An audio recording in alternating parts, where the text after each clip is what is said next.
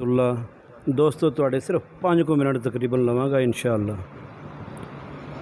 अच्छा ये गप दूजी ला दो ना जी शेर शुरू बोलना जो गप माइक तो ढा के लाना नहीं वो कोई नहीं आयत एक दा तर्जमा ते एक हदीस सिर्फ पेश करांगे इंशाअल्लाह कोई ज़्यादा नहीं। अल्हम्दुलिल्लाह वकफ़ा वस्सलातु वस्सलामु अला मन ला नबी बाद अम्मा बाद फ़ाऊज़ु बिल्लाहि मिनश शैतानिर रजीम बिस्मिल्लाहिर रहमानिर रहीम या अय्युहल्लज़ीना आमनुत्तक़ुल्लाह वक़ूलू क़ौलन सदीदा युस्लिह लकुम आमालकुम व यग़फ़िर लकुम ज़ुनूबकुम व मन युतिल्लाह व रसूलहु फ़क़द फ़ाज़ फ़ौज़न अज़ीमा वक़ाल नबी सल्लल्लाहु अलैहि वसल्लम अल हयाउ मिनल ईमान। दोस्तों साढ़े इत्थे जमा होने का मकसद एक ही है कि असी सारे मिल जाइए एक फैमिली तरह। ठीक है गलत फहमियाँ चलियाँ मामलात पेश होए सारिਆਂ ਨੂੰ ਉਹਨਾਂ ਦਾ दराक है किथे किथे कमी बेशी हुई सी। अल्हम्दुलिल्लाह हुण असी इस चीज़ से सारे मुतफिक हो गए हैं कि असी इंशाअल्लाह एक घर की तरह एक कुंबे की तरह चलांगे।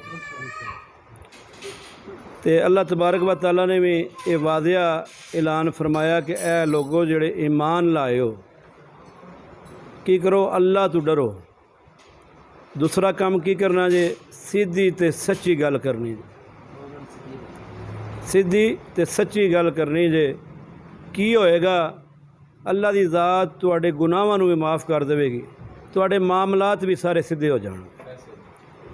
नबी अलैहिस्सलातु वस्सलाम ने फरमाया हया जिहड़ी है ना वो ईमान का हिस्सा है।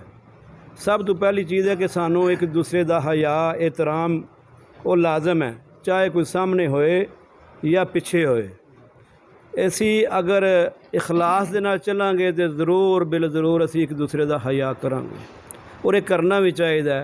जिस तरह एक सरबराह का घर वाले हया करते हैं इस तरह ही असी अपना एक सरबराह चुनिया दोस्तों की मशावरत नाल कि इकल्ला बंदा सरबराह होए अगर वो थले कोई कमेटी बन जाए जिहड़ी उन्होंने भी हैंडल करे। अगर कोई मामलात में खराबी करता है जिस तरह के पहले साढ़े बने सी सरबराह दोस्त मगर वो टाइम नहीं दे सके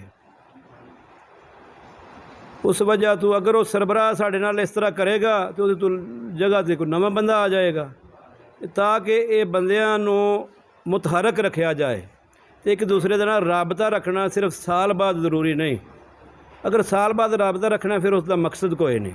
सानू हर लम्हा हर दिन हर महीने एक दूजे नाल जुड़िया होना चाहिए वो ज़रूरी है ताकि असी किसी के दुख दर्द नूं जाणीए। ये ज़रूरी नहीं कि असी सारे मैसेज ही सुनीए।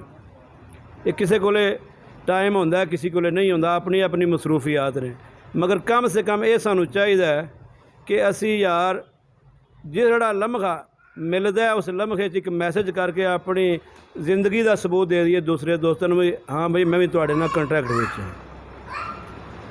तो इंशाअल्लाह इस तरह ही असी कुंबे तरह चलांगे। ये नहीं कि एक वो ग्रुप है एक वो ग्रुप है भाई एको ग्रुप है जिहड़ा मास्टर ग्रुप है मेन ग्रुप है साडा। हाँ कुछ 2-4 दोस्त अलहदा अगर गप लाते हैं तो उन्होंने अपना वो हक है वो कोई इतराज़ नहीं और किसी बंदे की साढ़े चो मेरा नहीं ख्याल मेरी ज़ाती जी सोच है किसी बंदे की कोई इनफरादी तौर पर किसी नाल नाराज़गी नहीं कोई किसी तकलीफ ये एज ए ग्रुप एक इशू सन साढ़े वो अल्हम्दुलिल्लाह साल्व हो गए ने कोई मसला नहीं है। अल्लाह ताला सानू सब नूं कट्ठियां रहण दी अच्छे तरीके दे नाल एक दूजे दे नाल मुहब्बत दे नाल रहण दी तौफीक अता फरमाए। अस्सलाम।